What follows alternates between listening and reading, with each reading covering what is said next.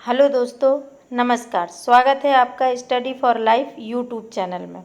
आज हम डिस्कशन कर रहे हैं, आज पढ़ा रहे हैं मध्यकालीन भाषाएं। मध्यकाल में दो भाषाएं प्रमुख रूप से हैं, एक अवधी और दूसरी ब्रज। अवधी और ब्रज पे सीधे सीधे क्वेश्चन भी आता है कि अवधी भाषा की विशेषताएं लिखिए, साहित्यिक भाषा के रूप में उसका विकास लिखिए। इसी तरह ब्रज से भी आता है कि ब्रज भाषा का साहित्यिक योगदान लिखिए, ब्रज भाषा का साहित्यिक विकास लिखिए या ब्रज भाषा की विशेषताएं लिखिए। अथवा ये भी क्वेश्चन आता है कि मध्यकाल में अवधी और ब्रज भाषा की तुलना कीजिए। तो पहले हम अवधी पे बात कर लें, उसके बाद फिर ब्रज पे करेंगे। तो अवधी भाषा जो है वो बोली जाती है लखनऊ के आसपास के क्षेत्र में। आप अपनी भूमिका में लिखेंगे कि अवधी भाषा लखनऊ के आसपास के क्षेत्र में बोली जाती है। मुख्यतः इसका क्षेत्र अयोध्या है और अवधी को पूर्वी कौशली, बैसवाड़ी आदि उपनामों से भी जाना जाता है। अवधी भाषा का उद्भव और स्रोत विवादित हैं। कुछ लोग इसे मानते हैं कि ये कौशली है, कुछ लोग मानते हैं बैसवाड़ी है, लेकिन संभावना अधिक यही है कि कौशली जो है वही आधुनिक रूप ही, कौशली का जो आधुनिक रूप है वही अवधी है। भाषा के रूप में अवधी का पहला स्पष्ट उल्लेख अमीर खुसरो की रचना खालिक बारी में मिलता है। अमीर खुसरो से ही खड़ी बोली हिंदी की शुरुआत भी होती है। अवधी एक भाषा के रूप में 13वीं सदी के अंत में संभवतः स्थापित हो चुकी थी। इसके दो जगह प्रयोग सर्वाधिक दिखते हैं। एक तो दिखता है सूफी काव्य में और दूसरा दिखता है राम भक्ति काव्य में। तो पहले देख लेते हैं कि सूफी काव्य धारा में अवधी का विकास। साहित्यिक भाषा के रूप में अवधी के तीव्र विकास का संबंध एक सुयोग से है। हुआ क्या कि पहले जो सूफी संत थे उन्होंने प्रेमाख्यानों को गाया और चूंकि वो पूरब क्षेत्र में ही अधिक थे, इसलिए उनकी जो भाषा उन्होंने प्रयोग की वो अवधी हो गई और इस प्रकार अवधी का बहुत प्रचार प्रसार हो गया। जैसे उर्वशी पुरूरवा आख्यान, उषा अनिरुद्ध कथा, मालती माधव कथा, ये क्या है? ये प्रेमाख्यान है सूफी काव्य के। इन प्रेमाख्यानों के लिए अवधी भाषा दोहा और चौपाई शैली रूढ़-सी हो गई। यानी कि अवधी भाषा में दोहा और चौपाई में ये प्रेमाख्यान लिखे गए। वैसे दोहा चौपाई में ही रामचरितमानस भी लिखी गई है। तो ये उसके लिए रूढ़ सी हो गई। रूढ़ का मतलब है कि ये बन गया कि यही इसमें प्रयोग होगी। ठीक है, रूढ़ी होना मतलब परंपरा बन जाना। पूर्वी उत्तर भारत में रहने वाले सूफी प्रेमाश्रयी संतों ने अपने रहस्यवादी सिद्धांतों की अभिव्यक्ति भारत में पूर्णतया पिछले प्रेमाख्यानों के माध्यम से करनी शुरू की। ये करनी लिखा है,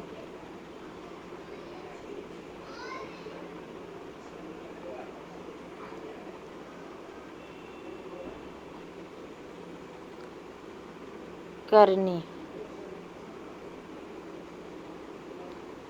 इस सुयोग ने अवधी को हिंदी देश की सभी लोक भाषाओं का शिरोमणि बना दिया। किसने?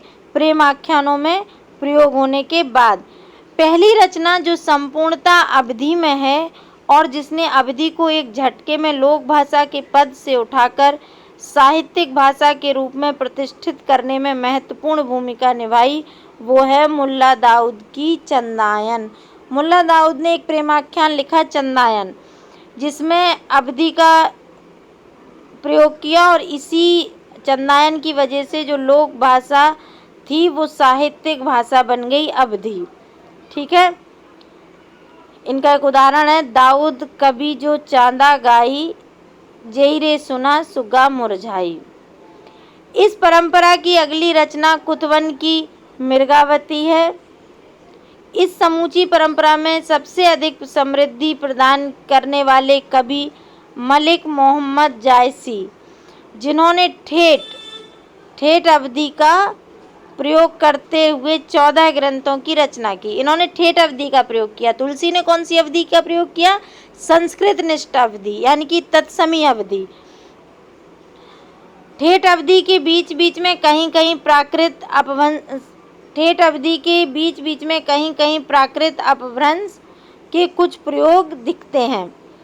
काव्य को ज़्यादा से ज़्यादा जनग्राह्य बनाने के लिए, जनग्राह्य का मतलब होता है जनता तक पहुंचने के लिए, जनग्राह्य मतलब ग्राह्य मीन्स होता है ग्रहण करना। जनग्राह्य बनाने के लिए कवि ने तद्भव शब्दों का व्यापक इस्तेमाल किया है। क्या किया है? तद्भव शब्दों का, जबकि तुलसी ने क्या किया है? तत्सम शब्दों का प्रयोग किया है। और इसके लिए ऊ ध्वनि को शब्दों के साथ जोड़कर उन्हें अवधि बना दिया। जैसे मिठास को मिठासू कर दिया, जोग को जोगू कर दिया। लोक जीवन के मुहावरे व लोकोक्तियां का अत्यंत सधा हुआ प्रयोग हुआ है। जैसे हिय फटा तथा सूदी अंगुरी न निकसे घीऊ। हिय फटा का मतलब होता है कि हृदय फट रहा है, मतलब दुख होना। कहते हैं ना कि हमें इतना दुख हुआ कि मेरा तो हृदय ही फटा जा रहा सुन के। सूदी अंगुरी न निकसे घीऊ यानी कि सीधी उंगली से घी नहीं निकलता। ये लोकोक्तियां हैं जो अवधि में प्रयोग की गई हैं। जायसी का प्रयास रहा है कि भाषा अपने ठेठपन, देसीपन को खोए बिना मिठास और लोक संस्कृति को धारण करते हुए कथ्य को व्यक्त करे। दवंगरा शब्द अवधि का है, जिसका प्रयोग मानसून की प्रथम वर्षा के लिए किया जाता है। इस शब्द को पढ़ते हुए ही अवध की लोक संस्कृति का चित्र आंखों के सामने सजीव हो उठता है। ठीक है। बिंब योजना तथा अप्रस्तुत योजना अद्भुत है। बिंब योजना यानी कि चित्र समझ में आने लगे, हमने पहले भी बताया था। अप्रस्तुत योजना यानी कि अलंकार आदि। जेठ जरे जब बहे लुआरा, उठे बवंडर धिके पहारा। जेठ मतलब जेठ का महीना, जो मई जून का महीना होता है अभी जो चल रहा है, ये गर्मी में कैसे लू उठती है। लुआरा मतलब लू चलती है। उठे बवंडर धिके पहारा, ऐसे ऐसे बवंडर उठते हैं धूल के कि लगता है जैसे पहाड़ बन रहा हो। मिठास इसकी सबसे बड़ी विशेषता है। भाषा सीधे संवेदना से जुड़ने में समर्थ है। या तंजारों छाड़ के कहो कि पवन उड़ाओ, मकुते मारग उड़ परे कंत धरे जहाँ पाँव। नागमती कहती है कि यह शरीर हम अपना जला के छार बना दें और पवन से कहें कि इसे उड़ा दो, और उस मार्ग पे ये छार गिरे, ये धूल, ये जो राख है वो उस मार्ग पे गिरे जहाँ पे मेरे कंत मतलब मेरे पति पाँव धरे। मतलब जो राणा रतन सिंह पद्मावती की खोज में जब चले गए थे तो वो ये विरह में कह रही हैं। शुक्ल जी ने कहा है कि जायसी की भाषा बहुत ही मधुर है। जायसी की भाषा बहुत ही मधुर है, पर उसका माधुर्य निराला है। वह माधुर्य भाषा का माधुर्य है, संस्कृत का माधुर्य नहीं। वह संस्कृत की कोमल कांत पदावली पर अवलंबित नहीं है। उसमें अवधि अपनी निज की स्वाभाविक मिठास लिए हुए है। अवधि की खालिस बेमेल मिठास के लिए पद्मावत का नाम सदा लिया जाएगा। तुलसी के बाद के सूफी कवियों की भाषा में तत्सम तथा अर्ध तत्सम शब्दों के प्रयोग की प्रवृत्ति बढ़ी है। मैंने अभी बताया था कि तुलसी ने तत्सम का प्रयोग किया है, तो उसके बाद जो सूफी कवि आए उनकी भाषा में भी तत्सम शब्द का प्रयोग बढ़ गया है। इसके कारण संभवतः रामचरितमानस का प्रभाव हो सकता है, क्योंकि रामचरितमानस में प्रयोग हुआ है तत्सम शब्दों का, इसीलिए माना जा सकता है कि इसके प्रभाव से अन्य सूफी काव्य जो इसके बाद लिखे गए उनमें तत्सम का प्रयोग देखने को मिलता है। यह प्रभाव सर्वाधिक नजर आता है नूर मोहम्मद की अनुराग बांसुरी में। ये भी प्रामाख्यान है, सूफी काव्य है। अब ये तो हुए कि सूफी काव्य में किस तरह अवधि का विकास हुआ। अब देखते हैं कि राम भक्ति काव्य धारा में कैसे अवधि का विकास होता है। मध्यकाल में अवधि के काव्य भाषा के रूप में विकसित होने के पीछे एक और घटना 15वीं शताब्दी में विशिष्टाद्वैतवादी दार्शनिक आचार्य रामानुज के शिष्य रामानंद द्वारा रामावत संप्रदाय का प्रवर्तन है। ये रामानुज के शिष्य रामानंद रामावत संप्रदाय का प्रवर्तन करते हैं। ये दक्षिण से उत्तर भारत आते हैं और इनके ही शिष्य कबीर भी हैं, इनके ही शिष्य तुलसीदास भी हैं। पर कबीर निर्गुण है और तुलसीदास सगुण है। उनसे भी उन्होंने राम ही बोला था, पर उन्होंने उस राम को निर्गुण रूप में लिया और तुलसीदास ने उस राम को सगुण रूप में। इस धारा के प्रधान कवि तुलसीदास हैं। रामचरितमानस हिंदी ही नहीं, विश्व की सभी भाषाओं में सफलतम व श्रेष्ठतम कृति है। यह श्रेष्ठतम ग्रंथों में से एक है। अब तक अवधि में काव्य रचना करने वाले कवि प्रायः उस सूफी परंपरा से थे जिनको कुछ हद तक अपभ्रंश और फारसी काव्य परंपरा का तो ज्ञान था, पर संस्कृत काव्य परंपरा से अनभिज्ञ थे। यानी कि जो अभी तक सूफी काव्य जो लिख रहे थे, अवधि का प्रयोग कर रहे थे, उन्हें अपभ्रंश तो थोड़ी बहुत आती थी, फारसी थोड़ी बहुत आती थी। चूँकि सूफी थे तो फारस से आए थे, तो उनको फारसी तो आती थी थोड़ी बहुत, पर संस्कृत काव्य परंपरा से वो अनभिज्ञ थे। संस्कृत काव्य इस्तेमाल हुई तुलसीदास के समय में, और तुलसीदास के बाद जो सूफी काव्य लिखे गए उनमें संस्कृत का प्रयोग दिख जाता है। तुलसी के रूप में अवधि को एक ऐसा कवि मिला जिसने संस्कृत परंपरा का भी गहरा अध्ययन किया था। शुक्ल जी कहते हैं कि जायसी की पहुंच अवध में प्रचलित लोक भाषा के भीतर बहते हुए माधुर्य स्रोत तक ही थी, पर गोस्वामी जी की पहुंच दीर्घ संस्कृत कवि परंपरा द्वारा परिपक्व चाशनी के भंडार गृह तक भी पूरी थी। तुलसी और प्राकारांत से राम काव्य धारा के कवि तत्सम शब्दों का प्रचुरतम प्रयोग करते हैं। प्राकारांत मतलब तुलसी के बाद के कवि, जैसे अमृत, करुणा, वन, ये शब्द क्रमशः अमीय, करुणा, वन हो जाते हैं। जैसे लोचन जल रह लोचन कोना, जैसे परम कृपण कर सोना। यहाँ पे जैसे कृपण है, ये कृपण हो जाता है, कृपण कर सोना। फारसी और अरबी शब्दों का भी प्रयोग दिखता है, जैसे गरीब निवाज लिखते हैं, बख्शीश लिखते हैं, दरबार लिखते हैं, कसक लिखते हैं। ये अरबी फारसी शब्द हैं। विदेशी शब्द भी तुलसी काव्य में आए हैं, जैसे भोजपुरी, राजस्थानी तथा खड़ी बोली के कई प्रयोग उन्होंने किए हैं। ठेठ अवधि के देशज शब्दों के भी, जैसे बांझ, अहेर आदि का प्रयोग हुआ है। ऐसा नहीं है कि तुलसी में ठेठ शब्द नहीं है, मतलब ठेठ शब्द भी मिलते हैं। ध्वनि मैत्री, डॉक्टर रामविलास शर्मा ने कहा है कि भाव के साथ ध्वनि की तरंगें उठाने गिराने में वह अद्वितीय हैं। मतलब बोलना का जो प्रवाह होता है वो भी बहुत उचित है। मतलब छंद लिख रहे हैं तो उसमें किस तरह से उतार चढ़ाऊँ, अगर दुख भरा लिख रहे हैं तो किस तरह हो, प्रसन्नता पूर्वक जो प्रसन्न चित्त वाला कोई दोहा सोठा है तो वो किस तरह लिखा जाना चाहिए, ये भी तुलसी में परिपक्व था। डॉक्टर विश्वनाथ त्रिपाठी की पुस्तक लोकवादी तुलसी में वे कहते हैं कि शब्दों को ध्वनि योजना द्वारा अर्थ की झंकार देने में तुलसी जैसी निपुणता किसी अन्य कवि के पास नहीं थी। शिथिल अंग पग मग डग डोलई, क्या हो गया है देखो, बता रहे हैं, कैसे देख के ही पता चला। शिथिल अंग शिथिल हो गए, पग डगमग डोलई, पग पैर जो है वो डगमग हो रहे हैं। जैसे जो दारू पी लेते हैं उनके होते हैं ना कि शरीर काम नहीं कर रहा, हाथ पैर डोल रहे हैं, उस तरह की स्थिति है। तो कैसे यथावत चित्रांकन कर देते हैं कविता में। अलंकार प्रयोग में निपुणता, अनुप्रास के तो यह बादशाह थे।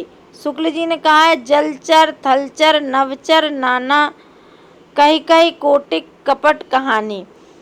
अलंकार अनुप्रास के तो यह बादशाह थे, ऐसा तो शुक्ल जी कहते हैं। उदाहरण के लिए जलचर, थलचर, नवचर, नाना, यानी कि रा बार बार आ रहा है, अनुप्रास है।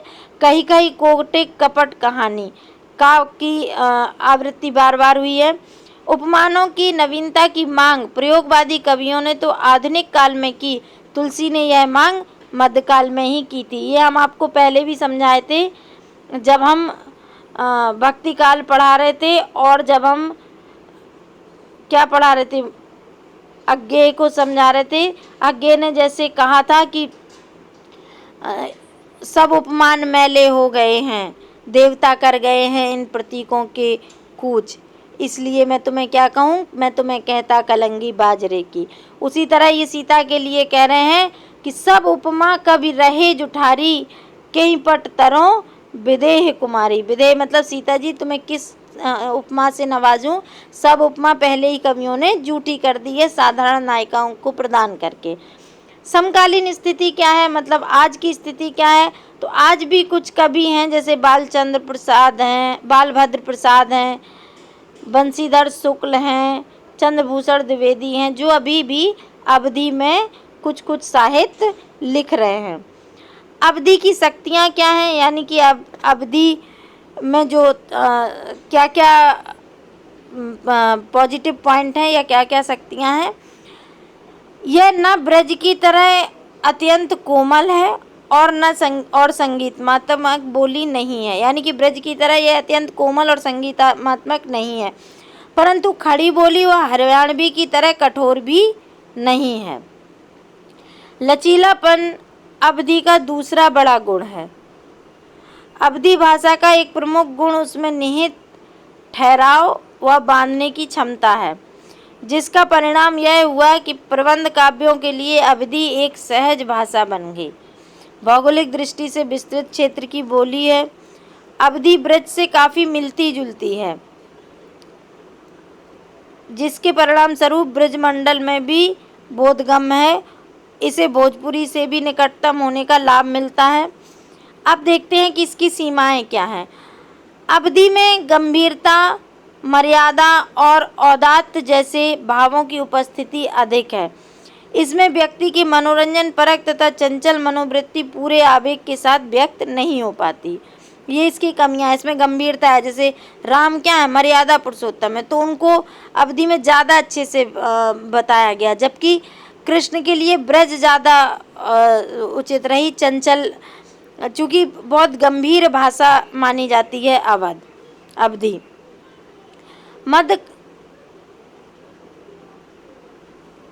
मध्यकाल के मनोविज्ञान को व्यक्त करने में अवधि चाहे सक्षम हो, वह आधुनिक जीवन की तमाम जटिलताओं तथा प्रतिदिन बदलते हुए समाज की बदलती हुई प्रवृत्तियों को चित्रण करने में सक्षम नहीं है। उस समय के लिए भले ये संपूर्णता से स्वीकार हो, पर आधुनिक दौर में खड़ी बोली का ज़्यादा प्रभाव है और ये उतनी प्रभावी नहीं है।